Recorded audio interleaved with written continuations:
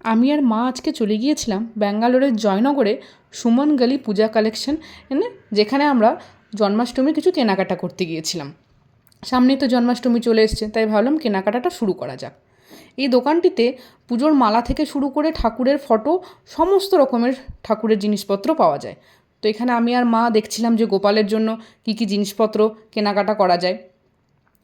মা এখানে নানা রকমের গোপালের দোলনাগুলো দেখছিল।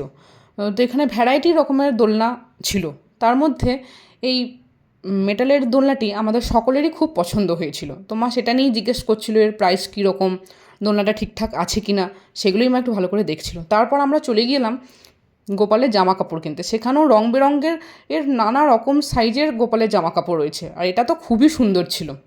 হঠাৎ করে দেখি এখানে কলার কান্দির মতন আর্টিফিশিয়াল কী সব ঝুলছে, আমি তো দেখে খুব অবাক হয়ে গিয়েছিলাম। আর মা এখানে নানা রকমের ফুলের মালাগুলো দেখছিল। আর এটা দেখুন, এটাকে বলছিল তোরণ বলে, দরজার সামনে দাঁড়ায়, কি অসাধারণ তাই না? খুব পছন্দ হয়েছিল। দোকানটা বেশ বড়, মা নানা রকম জিনিসপত্র ঘুরে ঘুরে দেখছিল। আমাদের খুব পছন্দ হয়েছে দোকানটা, খুব ভালো।